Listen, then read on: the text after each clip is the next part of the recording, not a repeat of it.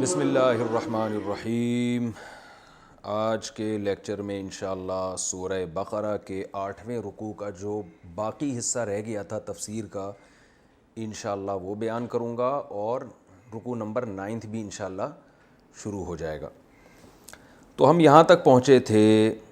وَلَقَدْ عَلِمْتُمُ الَّذِينَ اعْتَدَوْا مِنْكُمْ فِي السَّبْتِ فَقُلْنَا لَهُمْ كُونُوا قِرَدَةً خَاسِئِينَ، اور البتہ تحقیق تم لوگ جانتے ہو ان لوگوں کو بھی جنہوں نے تم میں اعتدال سے تجاوز کیا۔ ترجمہ تو ہو چکا ہے، لفظی ترجمہ ہفتے کے دن کے بارے میں، لہذا ہم نے ان سے کہا ہو جاؤ تم بندر ذلیل ہو کے بندر بن جاؤ۔ یہ واقعہ ہوا ہے داؤد علیہ السلام کے زمانے میں۔ بنی اسرائیل پہ ان کی بدعمالیوں کی وجہ سے اللہ تعالیٰ نے ان پہ پابندی لگائی تھی کہ تم ہفتے کے دن مچھلی کا شکار نہیں کرو گے، اور ہفتے کا دن بنی اسرائیل کے لیے مقدس دن تھا، اور آج بھی یہودی اس کو مقدس سمجھتے ہیں۔ عیسائیوں کے ہاں سنڈے ہے، مسلمانوں کے ہاں فرائیڈے ہے، اور جیوز کے ہاں وہ سیٹرڈے ہے۔ تو اللہ نے کہا کہ مچھلی کا شکار نہیں کرنا۔ اب ہوتا یہ تھا کہ یوم تأتیہم حیتانہم شرعاً، مچھلیاں جو ہے نا بڑی تعداد میں ہفتے کے دن آیا کرتی، کیونکہ اللہ نے آزمایا تھا ان کو کہ میرے احکام کو فالو کرتے ہیں کہ نہیں کرتے۔ تو اب یہ پریشان ہونے لگے، یار اتوار ہفتے کو جتنی مچھلیاں آتی ہیں اتنی تو بعد میں نہیں آتی ہیں۔ تو ان میں ہوس پیدا ہوئی، یہ نہیں دیکھ رہے تھے کہ بھئی اتنی اللہ نے رزق کی چیزیں دی ہیں وہ کھا لو، اور یہ اللہ کا حکم پورا کرو۔ تو انہوں نے کیا کیا کہ جی پھر ایک ہیلا بنایا انہوں نے کہ جال لگا کر اس میں وہ کیا کرتے تھے، مچھلیاں ہفتے کو پھنس جاتی تھیں اور اتوار کو نکال لیا کرتے تھے۔ تو یہ کام جب انہوں نے شروع کیا تو ان میں جو کچھ نیک لوگ تھے، یعنی 3 حصوں میں یہ تقسیم ہو گئے تھے۔ کچھ تو لوگ نیوٹرل ہو کے بالکل دور ہو گئے کہ بھئی ہم ایسا نہ ہو عذاب آئے تو ہمارے اوپر بھی آ جائے۔ کچھ لوگوں نے کیا کیا، ان کو روکنا شروع کر دیا کہ بھئی تم یہ غلط کر رہے ہو۔ تو جو روکنے والے تھے نا ان لوگوں نے کہا، جو روک نہیں رہے تھے انہوں نے کہا کہ بھئی تم ان لوگوں کو کیوں تبلیغ کر رہے ہو جس کا کوئی فائدہ ہی نہیں ہے۔ تو قوم کی اکثریت تو ایسے ہی نالائق تھی۔ تو تبلیغ کرنے والوں نے کہا کہ ہم اس لیے کر رہے ہیں کہ قیامت کے دن ہم پر یعنی ان پر حجت تمام ہو جائے، اور ہم اللہ سے کہہ سکیں کہ اللہ ہم تو خود بھی بچے اور ہم نے ان کو روکنے کی بھی کوشش کی۔ یعنی ہمیں اگرچہ امید ہے کہ یہ مانیں گے نہیں، لیکن ہم نے اس لیے یہ کام کیا۔ تو اللہ تعالیٰ قرآن مجید میں دوسرے مقام پہ ارشاد فرماتے ہیں کہ ہم نے کیا کیا، جو تبلیغ کرنے والے تھے ان کو تو بچا لیا، اور جو شکار کر رہے تھے ان کو ایسا سخت عذاب آیا ہے کہ رات کو جب وہ سوئے ہیں تو صبح جب اٹھے ہیں تو ان کی شکلیں بندروں کی اور خنزیر کی بن چکی تھیں۔ اللہ تعالیٰ ہم سب کو پناہ میں رکھے۔ تو یہاں تو اللہ نے بندر کا ذکر کیا کہ بندر بن گئے تھے، دوسرے مقام پہ خنزیر کا بھی ذکر ہے، اور حدیث میں آتا ہے کہ یہ 3 دن تک یہ اسی طرح ذلت کے ساتھ گھومتے رہے ہیں۔ اس کے بعد اللہ نے ان سب جو بندر اور خنزیر بنے تھے ان سب کو موت دے دی۔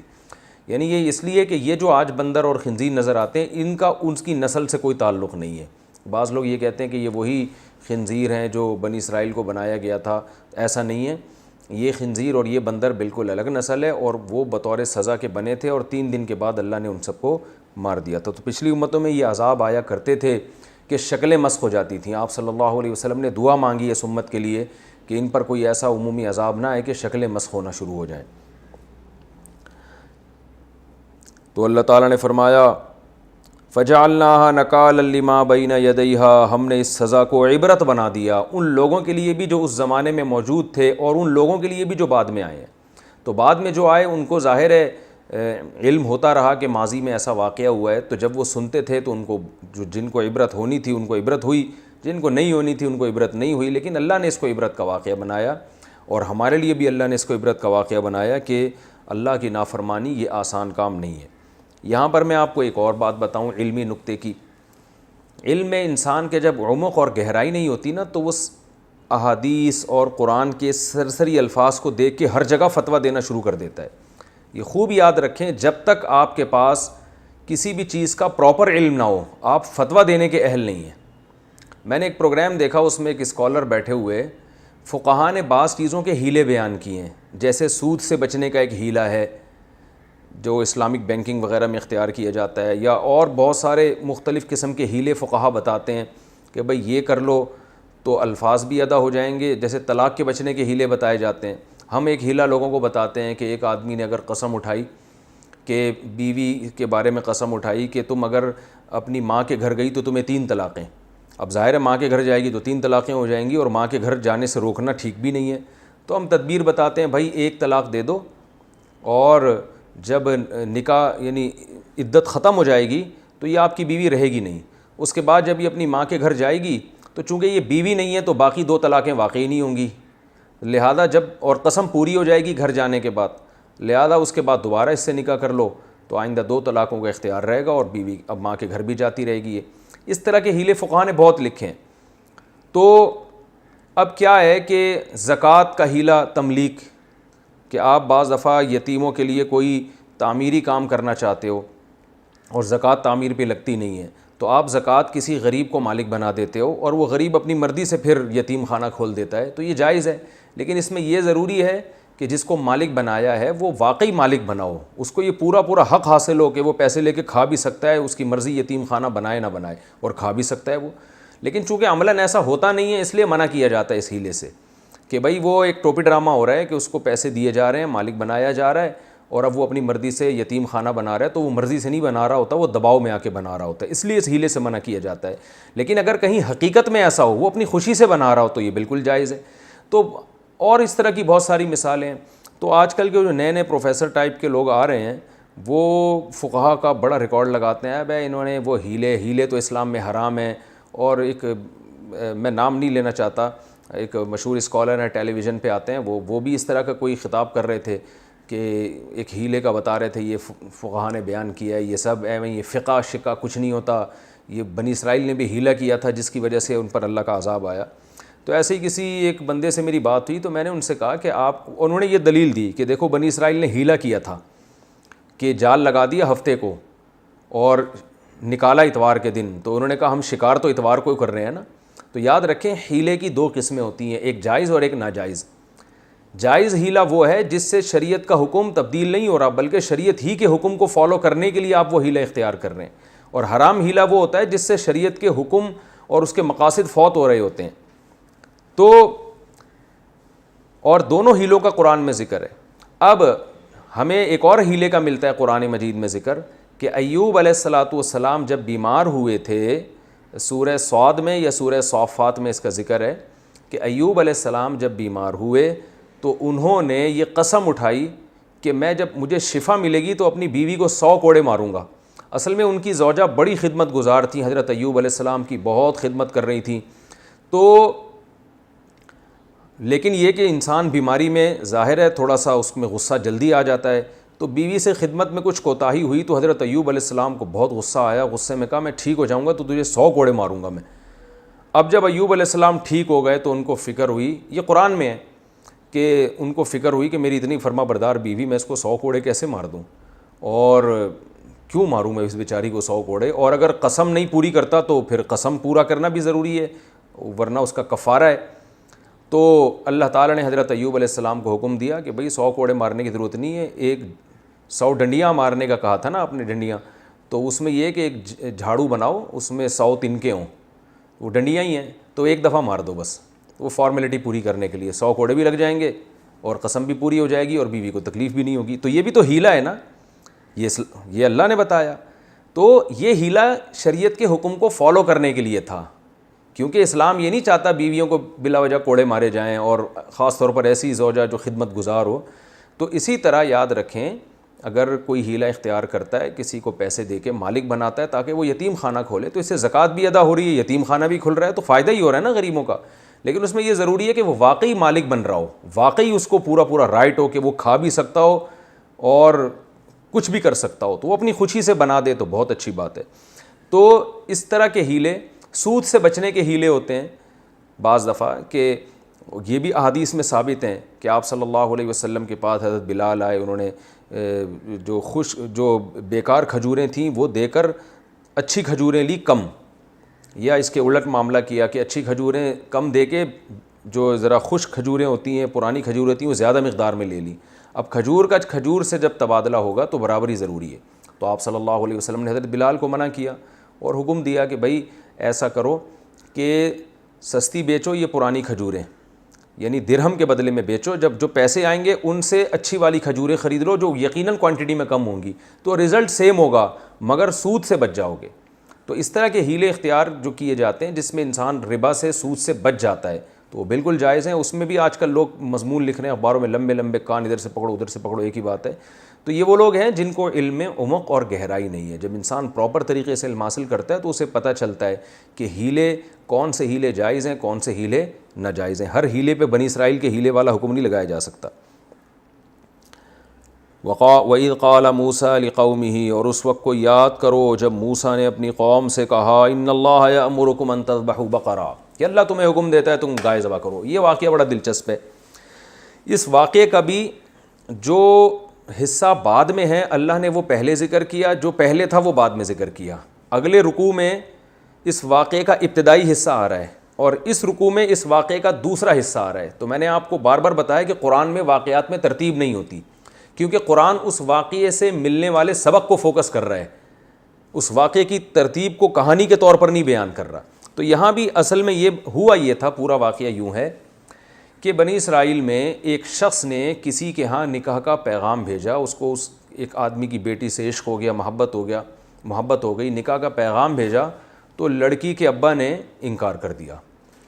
جب انکار کیا تو اس نے غیرت تو نہیں کہنی چاہیے، بے غیرتی کہنی چاہیے اس نے جناب اس کے والد کو قتل کر دیا، اور یہ چپکے سے قتل کیا۔ اب وہ قوم کا ایک اچھا آدمی تھا، معزز آدمی تھا، پتہ ہی نہیں چل رہا اس کا قاتل کدھر ہے۔ تو بڑے پھڈے شروع ہو گئے۔ تو اللہ تعالیٰ نے کیا کیا، حکم دیا موسیٰ علیہ السلام کو ایک معجزے کے طور پر کہ میں ایک معجزہ بھی ظاہر کرنا چاہتا ہوں اور لوگوں کو یہ بھی پتہ چل جائے کہ میں مردوں کو زندہ کیسے کروں گا، یہ بھی پتہ چل جائے۔ تو بنی اسرائیل کو حکم دیا کہ گائے ذبح کرو، اور گائے جب ذبح ہوگی تو اس گائے کے اس ایک حصے کو نا، گوشت کا ایک ٹکڑا اٹھا کے جو مقتول ہے، جس کا قتل ہوا ہے، اس کو مارا جائے گا۔ تو اللہ اپنی قدرت سے اس مقتول کو زندہ کر دے گا اور مقتول خود اٹھ کے قاتل کا نام بتائے گا۔ تو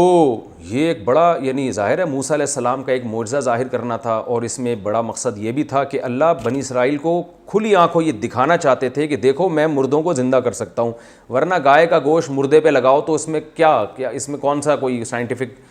کوئی لاجیکل بات ہے کہ جس سے مردہ زندہ ہو، کوئی اس کی سائنٹیفک لاجک تو نہیں ہے، اللہ اپنی قدرت سے کرے گا۔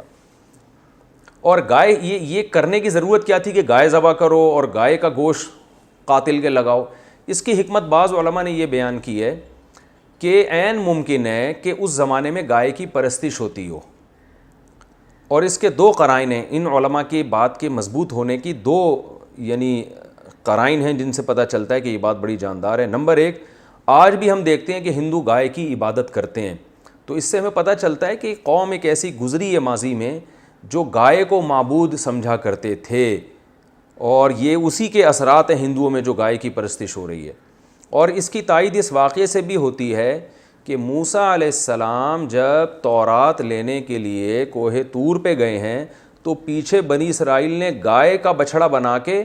سونے کا اس کی پوجا کرنا شروع کر دی، حالانکہ جو مشرک ہوتے ہیں وہ بتوں کی پوجا کرتے ہیں، گائے کی عام طور پہ نہیں کرتے۔ تو اس سے بھی پتہ چلتا ہے کہ فرعون کے دور میں گائے کی پوجا پاٹ کا کوئی نظام رہا ہوگا۔ تو اللہ تعالیٰ کا عین ممکن ہے کہ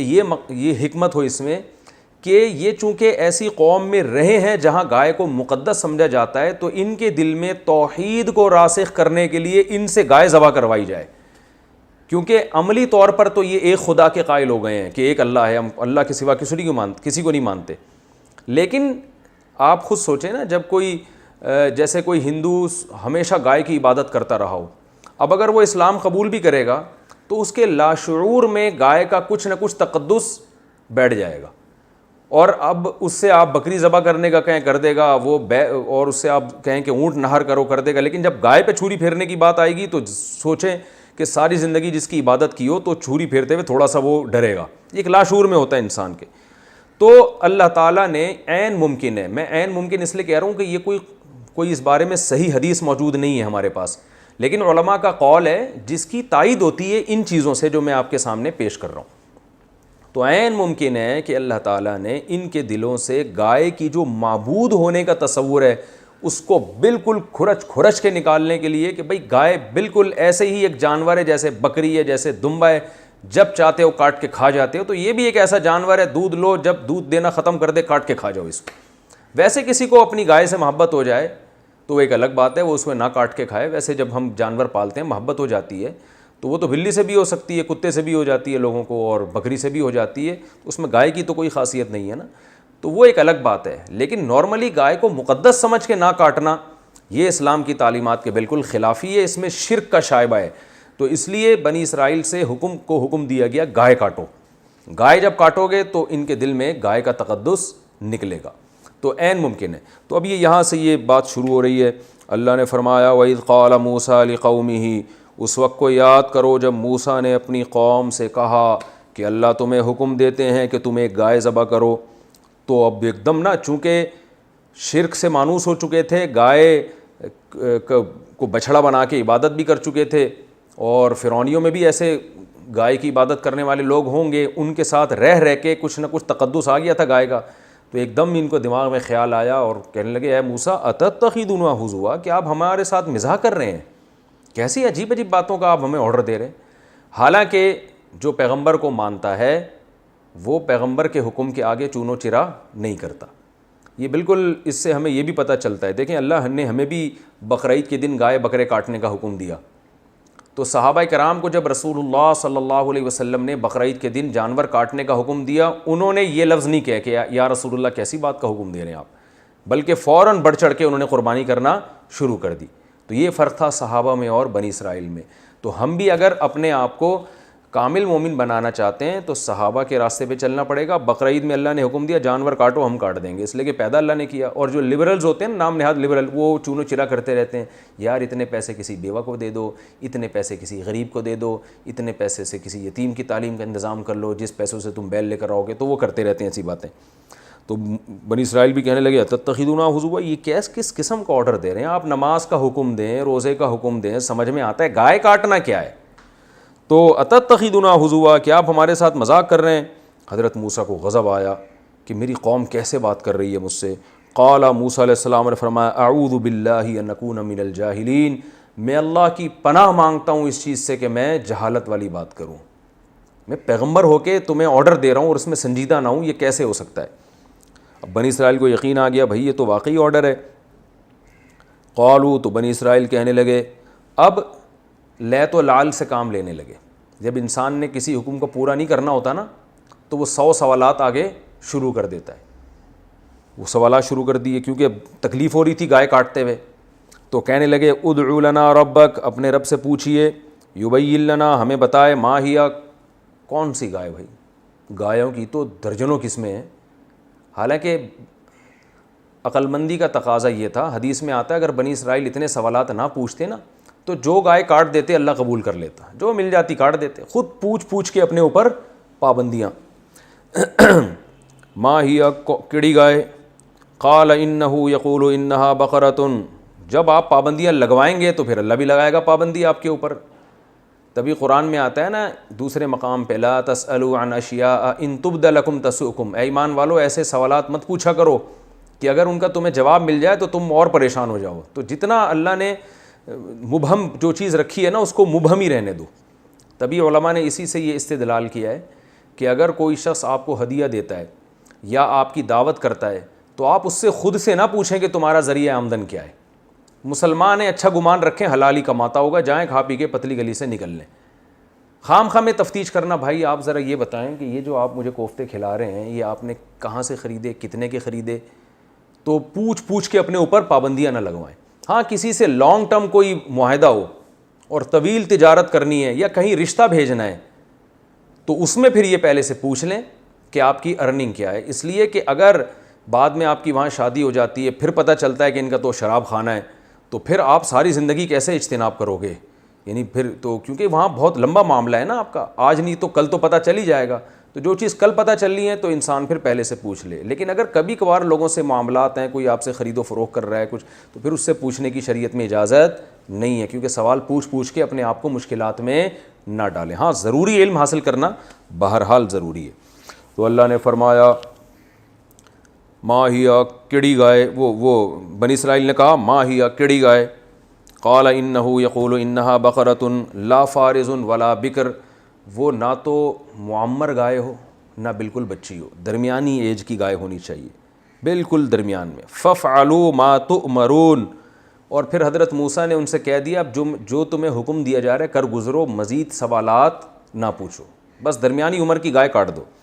نہیں جی، ان کو بھی کوئی تکلیف تھی۔ قالوا ادع لنا ربک، اللہ سے پوچھئے، یبین لنا، ہمیں بتائے وہ، ما لونہا، کلر کیسا ہونا چاہیے، گائے تو کالی بھی ہوتی ہے، سفید بھی ہوتی ہے، لال بھی ہوتی ہے، کلر ذرا ڈیفائن ہو جائے تو ذرا ہمیں ذرا تسلی ہو جائے گی۔ قال انہ، حضرت موسیٰ نے فرمایا، دیکھیں اللہ یہ بھی کہہ سکتے تھے جو چاہے کلر، لیکن اللہ نے بھی ان کو سزا دی کہ جب پوچھ رہے ہو تو پھر یہ والا کلر ہونا چاہیے۔ انہ یقول انہا، بے شک اللہ تعالیٰ فرماتے ہیں کہ وہ ایسی گائے ہو، بقرۃ صفرا، زرد رنگ کی گائے ہو، فاقع لونہا، چمکتا ہوا زرد رنگ، تسر الناظرین، دیکھنے والوں کو خوش کر دے۔ اب لاؤ ایسی گائے، لیکن ابھی بھی ان کو تسلی نہیں ہوئی تھی،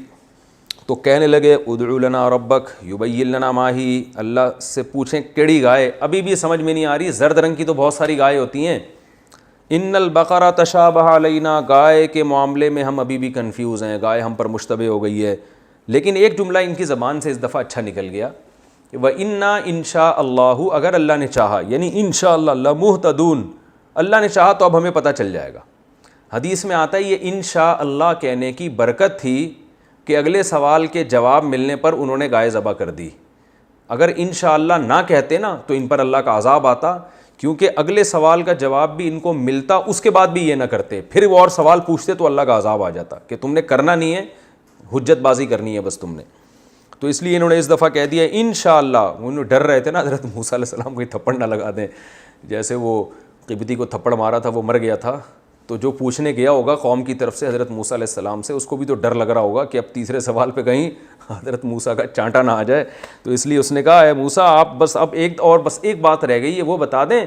اور انشاءاللہ اب ہمیں پتہ چل جائے گا کون سی گائے، یعنی اللہ نے چاہا تو مزید سوال پوچھنے کی نوبت نہیں آئے گی۔ قال انہ، حضرت موسیٰ نے فرمایا کہ اللہ تعالیٰ فرماتے ہیں انہا بقرۃ لا ذلول، ایسی گائے نہیں جو مسخر ہو، یعنی ہل چلاتی ہو، تثیر الارض، جو زمین میں ہل جوتتی ہو، کیونکہ وہ اس گائے کا تو بڑا غرق ہو چکا ہوتا ہے نا، جو بیچاری گائے دیکھیں نا جو ہلوں میں ہوتی ہیں ایسی ہڈیوں کا انچر پنچر ڈھیلا ہو چکا ہوتا ہے ان کا۔ ولا تسقی الحرث، اور نہ وہ کھیتیوں کو پانی پلاتی ہو، کیونکہ اس پہ لاد کے ڈول جب رکھے جاتے تھے، ویٹ لفٹنگ کا کام اس سے لیا جاتا تھا، تو وہ بھی ظاہر ہے اس کا بھی انچر پنچر ڈھیلا ہو جاتا تھا، تو ایسی گائے نہیں ہونی چاہیے، گھر کی پلی ہوئی، جیسے ہم قربانی میں گائے لینے جاتے ہیں نا، لوگ بتاتے ہیں بھائی گھر کا پلا ہوا جانور ہے، بالکل بڑے ناز و نخرے سے اس کو کھلایا پلایا گیا، کام وام نہیں لیا گیا اس سے، تو اس ٹائپ کی گائے۔ مسلمۃ لا شیۃ فیہا، ہر عیب سے پاک ہو، لا شیۃ فیہا، کوئی عیب نہ اس میں۔ قالوا، اب چونکہ ڈرے ہوئے تھے تو بہرحال مسلمان، ایمان تھا اللہ پر، تو کہنے لگے الآن جیت بالحق، اے موسیٰ ہون تسی صحیح بات کر دیو۔ الآن کا معنی کیا ہے؟ اب، رائٹ ناؤ کہتے ہیں نا انگلش میں، اب ہون، جسے پنجابی میں جو ہم نے سنا ہے، تلفظ میں گڑبڑ ہو سکتی ہے بھائی،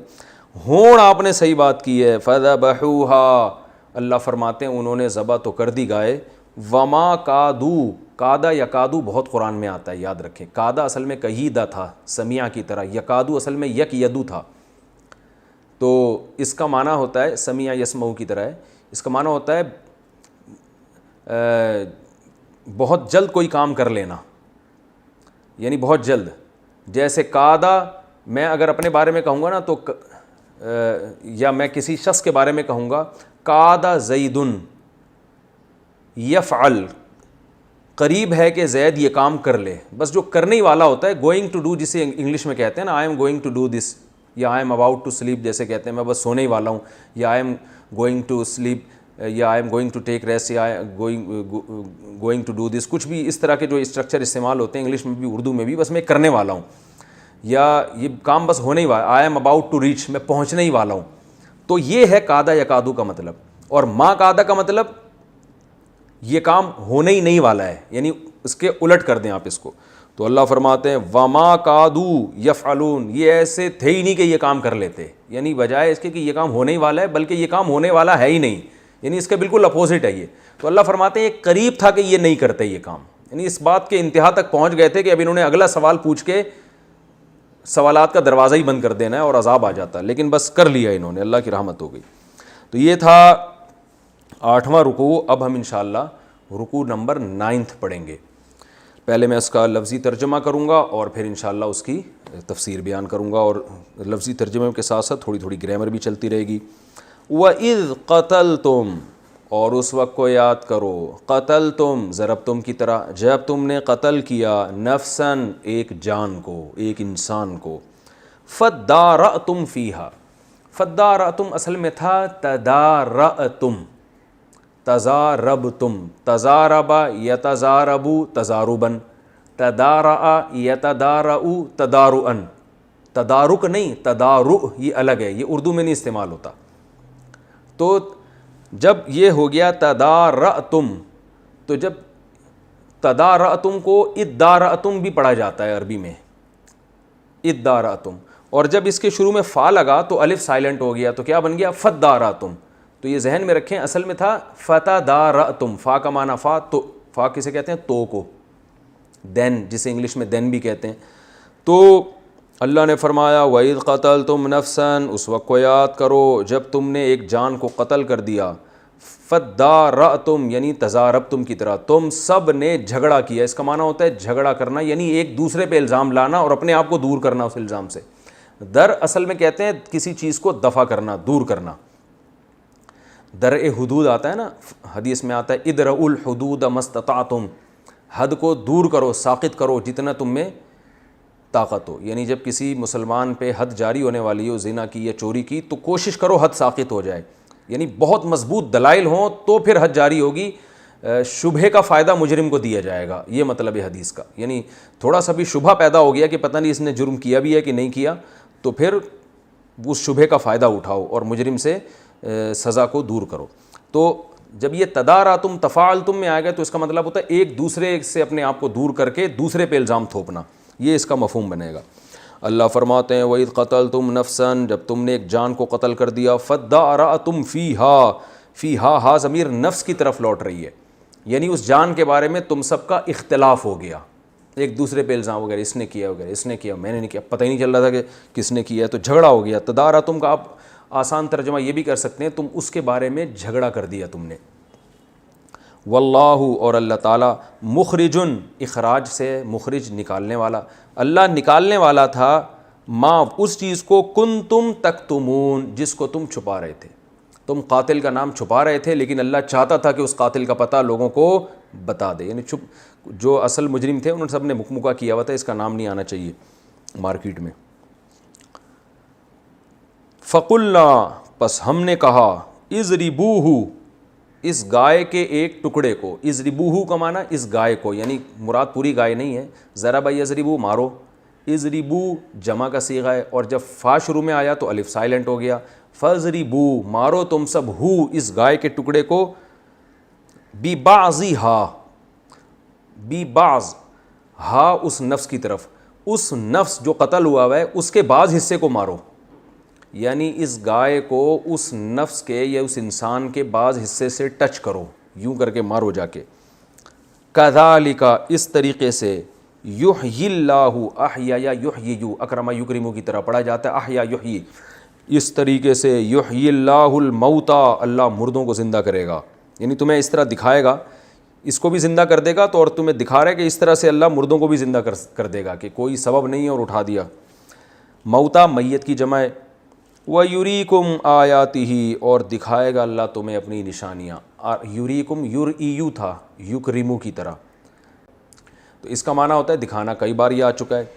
یُرِيكُمْ، اس طرح اللہ تمہیں دکھائے گا، آیاتہ، اپنی نشانیاں، لعلکم تعقلون، شاید کہ تم عقل سے کام لے لو، شاید کہ تمہارا آخرت پہ یقین ہو جائے۔ تو اللہ نے یہ منظر دکھا دیا۔ اچھا یہ میں تفسیر میں بتاؤں گا، ابھی میں لفظی ترجمہ چلا رہا ہوں۔ ثم، پھر اس کے بعد، قست، قست اصل میں تھا قاساوت، قاساوت ضربت کی طرح، اس کا معنی ہوتا ہے دل کا سخت ہو جانا، کہتے ہیں نا قساوت قلب، اردو میں یہ گاڑی اردو میں استعمال ہوتا ہے، قساوت قلب، دل کی سختی۔ ثم قست قلوبکم، پھر اس کے بعد تمہارے دل سخت ہو گئے، من بعد ذالک، اس واقعے کے بعد بھی، فہی کالحجارہ، بس یہ دل جو تھے یہ پتھر کی طرح ہیں، حجارہ اور حجر عربی میں پتھر کو کہتے ہیں، او اشد، بلکہ اس سے بھی زیادہ سخت ہیں، قسوتاً، ازروئے سختی کے، اشدو اشددو تھا زیادہ سخت، میں نے بتایا تھا او عربی میں یا کے معنی میں آتا ہے، لیکن بعض دفعہ اس کا مفہوم بلکہ کے معنی میں بنتا ہے، یعنی ہم یوں ترجمہ کریں گے کہ اس واقعے کے بعد تمہارے دل اور سخت ہو گئے، پس یہ پتھر کی طرح بلکہ اس سے بھی زیادہ سخت ہو گئے، کیوں؟ آگے اس کی دلیل بیان کی جا رہی ہے، وَإِنَّ مِنَ الْحِجَارَةِ، اور بے شک پتھروں میں سے ایسے بھی ہوتے ہیں، لما، لام تاکید کے لیے، ما زائدہ اس میں، لما، ٹھیک ہے نا، ایسے بھی ہوتے ہیں، یتفجروا منہ الانہار، تفجر پہلے آ چکا ہے، یہ آیا تھا نا، فانفجرت منہ اثنتا عشرۃ عینا، کل کے لیکچر میں آیا تھا کہ موسیٰ علیہ السلام کو اللہ نے حکم دیا کہ پتھر پہ لاٹھی ماریں، فانفجرت، اس سے پھوٹ پڑے 12 چشمے، تو وہی انفجرت دوسرے باب میں آیا ہوا ہے، یتفجروا باب تفعل میں، معنی ایک ہی ہے، وَإِنَّ مِنَ الْحِجَارَةِ، اور بہت سے پتھروں میں ایسے بھی ہیں، لما، جو کہ، اچھا ما زائدہ نہیں ہے، ما موصولہ ہے، لام تاکید کے لیے ما کا معنی وہ پتھر ہیں، یتفجروا، جن سے پھوٹتی ہیں، منہ، ان پتھروں سے، الانہار، نہریں، یعنی چشمے پھوٹ پڑتے ہیں ان پتھروں سے،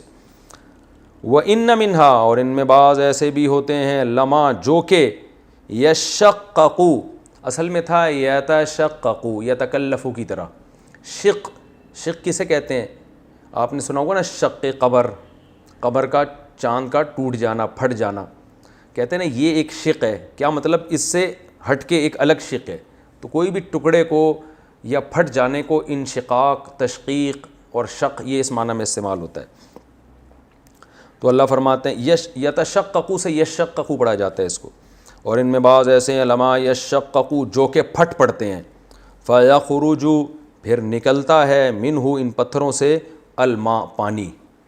وَإِنَّ مِنْهَا، اور ان میں بعض ایسے بھی ہیں، لما، جو کہ یہبط، لڑکتے ہیں، میں نے بتایا تھا نا، ہبط یہبط، اس کا معنی ہوتا ہے بلندی سے پستی کی طرف آنا، جیسے قرآن میں پہلے یہ 2-3 جگہ آ چکا ہے ہمارے لیکچروں میں، اہبطوا مصراً، بنی اسرائیل کو کہا نا شہر میں اترو، اور آدم علیہ السلام کو اللہ نے کیا فرمایا؟ قال اہبطوا منہا، اس جنت سے نکلو، تو یہ 2 لفظ پہلے آ چکے ہیں، ان کو یاد کر لیں، لما، ایسے بھی ہیں، یہبطوا، جو لڑکتے ہیں اوپر سے، من خشیت اللہ، اللہ کے خوف سے، وَمَا اللَّهُ، اور نہیں ہے اللہ تعالیٰ، بغافل، غفلت والا، عما اصل میں تھا عن ما، عن الگ ہے، ما الگ ہے، تو ملا کے عما بنا دیا، اللہ غافل نہیں ہے اس چیز سے، تعملون، جو تم عمل کرتے ہو، اللہ تمہارے عمل سے غافل نہیں ہے، افتطمعون، آ کا معنی کیا، فا کا معنی تو، تطمعون، تسمعون کی طرح ہے، طمع یطمع، اس کا معنی ہوتا ہے لالچ رکھنا، امیدیں لگانا، طمع کہتے ہیں نا حرص اور طمع بری چیز ہے، گاڑی اردو میں یہ لفظ استعمال ہوتا ہے، تو طمع نہیں کرنی چاہیے، لالچ نہیں کرنی چاہیے، تو اللہ فرماتے ہیں افتطمعون، کیا تم لوگ لالچ رکھتے ہو یا امیدیں رکھتے ہو، ان، اس بات کی کہ، ان کا معنی کئی دفعہ میں بتا چکا ہوں، کہ کا معنی میں آتا ہے، یہ انگلش میں جو دیٹ کا لفظ آتا ہے نا بعض دفعہ، ہی ٹولڈ می دیٹ، اس نے مجھے کہا، کیا کہا؟ تو دیٹ کا ہم ترجمہ کیا کریں گے؟ اس نے مجھے کہا کہ، یعنی اس نے مجھے یہ کہا کہ، تو یہاں بھی ان بھی دیٹ کے معنی میں استعمال ہوتا ہے، یعنی he told me that I am not going with you, کچھ بھی لگاتے ہیں آگے جملہ، تو افتطمعون ان یؤمنوا لکم، کیا تم اس بات کی لالچ رکھتے ہو، دیٹ یعنی اس بات کی، یؤمنوا کہ وہ ایمان لائیں گے، لکم تم پر، وقد کانا، حالانکہ، کانا فریق، ان میں سے ایک فریق ایسا ہے، کانا ہے کے معنی میں آتا ہے، کان اللہ علیما حکیما، اللہ علیم اور حکیم ہے، وقد کانا فریق، حالانکہ ایک فریق، منہم، ان میں سے ایسا ہے، یسمعون، جو سنتا ہے، کلام اللہ، اللہ کے کلام کو، ثم، پھر اس کے بعد کیا کرتا ہے، یحرفونہ، تحریف کر دیتا ہے اس کلام کی. حرفا یحرف تحریفاً, تحریف اردو میں بہت کامن ہے یہ لفظ. پھر وہ تحریف کر دیتا ہے اس کلام کی من بعدی, اس کے بعد, من بعد ما, بعد اس چیز کے بعد, ما کا معنی وہ چیز, اس چیز کے بعد عقلوہ, کہ وہ اس کو سمجھ بھی لیتا ہے. عقل یعقل عقلاً, سمجھنا, عقل سے نکلا ہے. عقلو ذرا بو کی طرح, کہ وہ اس کو سمجھ بھی لیتا ہے. وہم یعلمون, اور وہ جانتے بھی ہیں, یعنی اس کا انجام بھی جانتے ہیں کہ کیا ہوتا ہے ایسی باتوں کا انجام. وَإِذَا, اور جب, لَقُوا الَّذِينَ آمَنُوا, لقو اصل میں تھا لقیو, سمیعو کی طرح پڑھا جاتا ہے. لقو لقا سے نکلا ہے, ملاقات. اور جب یہ ملاقات کرتے ہیں ایمان والوں سے, قالو تو کہتے ہیں آمنا, ہم بھی ایمان لائے. وَإِذَا خلا, خلا اصل میں تھا خلاوا, خلوت سے نکلا ہے, تنہائی اختیار کرنا, خلاوا کو خلا پڑھا جاتا ہے. اور جب یہ تنہائی, خلا بعضهم, ان میں سے بعض تنہائی اختیار کرتے ہیں, الی بعضن, کسی دوسرے بعض کے ساتھ, یعنی اپنی ہی قوم کے کسی دوسرے بندے کے ساتھ جب تنہائی اختیار کرتے ہیں, قالو تو کہتے ہیں, تحدثونہم. ابھی صرف ترجمے کو فوکس کریں, میں تفسیر میں بتاؤں گا تو ان آیتوں کا مطلب اچھی طرح سمجھ میں آ جائے گا. ابھی صرف اس کو فوکس کریں کہ گرامر کے لحاظ سے ترجمہ میں کیسے کر رہا ہوں. قالو تو یہ کہتے ہیں, اتحدثونہم, آ کا معنی کیا, تحدثون تسبحون کی طرح, حدث یحدث تحدیثاً, بیان کرنا, حدیث بیان کو ہی کہتے ہیں نا نبی صلی اللہ علیہ وسلم کی بات کو, تو حدث کا معنی بیان کرنا. تو تحدثون تصرفون جمع کا صیغہ ہے. تو یہ کہتے ہیں اتحدثونہم, کہ تم بیان کرتے ہو, ہم ان کو, یعنی ان مسلمان, یہودی کہتے تھے کہ تم ان مسلمانوں کو بیان کرتے ہو, بما وہ چیزیں, فتح اللہ علیکم, جو کھول دی ہیں اللہ نے تم پر. فتح یفتح کا معنی کھولنا, تم ان کے سامنے وہ چیزیں بیان کر رہے ہو جو اللہ نے تم پر کھول دی ہیں. لیحاجوکم, تاکہ یہ حجت بازی کریں, یعنی دیکھیں یہ اصل میں تھا حاجج یحاججو, زاربا یزاربو, اور اس کو پڑھا جاتا ہے حاج یحاجو, اور یحاجو اصل میں تھا یحاججونا, یزاربونا کی طرح, یضربونا سے ملتا جلتا ہے. تو اس میں نون کو حذف کر دیا, یحاجو پڑھا جاتا ہے. تو اس کا معنی ہوتا ہے کسی سے دلیل میں غالب آ جانا, حجت سے نکلے نا, حجت دلیل کو کہتے ہیں. یار یہ اس کی جو ہے نا, یہ عمل تو حجت نہیں ہے, یعنی یہ عمل تو دلیل نہیں ہے. تو جب یہ باب مفعلہ میں جاتا ہے نا, حاجج یحاججو, زاربا یزاربو مزاربتاً کی طرح, تو اس کا معنی ہوتا ہے کسی سے بحث کرتے ہوئے دلیل میں غالب آ جانا. تو اللہ فرماتے ہیں کہ یہ یہودی جب ایک دوسرے سے ملتے ہیں تنہائی میں تو کہتے ہیں کیا تم مسلمانوں کو وہ چیزیں بتاتے ہو جو اللہ نے تم پر کھول دی ہیں, تاکہ یہ مسلمان بھی ان چیزوں کے ذریعے حاجوکم یحاجوکم, تم پہ حجت میں غالب آ جائیں, دلیل میں غالب آ جائیں, عند ربکم, تمہارے رب کے نزدیک. میں تفسیر میں ابھی گھبرائیں نہیں, تفسیر میں انشاءاللہ بات سمجھ میں آئے گی. افلا تعقلون, کیا تم عقل سے کام نہیں لیتے. اولا یعلمون, اللہ فرماتے ہیں کیا یہ لوگ جانتے نہیں ہیں, ان اللہ, کہ بے شک اللہ تعالیٰ, یعلم, جانتا ہے, ما, ان چیزوں کو بھی, یسرون, جو یہ چھپاتے ہیں. یسرون اصل میں تھا یسریرون, یکریمون کی طرح, اسرار چھپانا کہتے ہیں نا, جو ہے نا راز کو بھی اسرار کہتے ہیں نا اردو میں, کہ بھئی ان کے پاس کچھ اسرار ہیں. تو یسرون, یہ چھپاتے ہیں, وما, اور ان چیزوں کو بھی جانتا ہے, یعلنون, جو یہ ظاہر کرتے ہیں. اعلان سے نکلا, اعلان ظاہر کرنے کو ہی کہتے ہیں نا. تو یہ جو چیزیں چھپاتے ہیں اللہ ان کو بھی جانتا ہے, جو چیزیں یہ ظاہر کرتے ہیں اللہ تعالیٰ ان کو بھی جانتا ہے. یہاں تک ابھی ہمارا ٹائم چونکہ کمپلیٹ ہو گیا ہے, تو اگلے لیکچر میں انشاءاللہ اس رکوع کا جو باقی حصہ ہے, یعنی یہ ہے ہمارا 9واں رکوع, اس کا باقی حصے کا ترجمہ اور گرامر بیان ہوگی, اور پھر اسی اگلے لیکچر میں انشاءاللہ اس رکوع کی تفسیر میں بیان کروں گا. اس میں ان آیتوں کا مطلب اچھی طرح سمجھ میں آ جائے گا انشاءاللہ.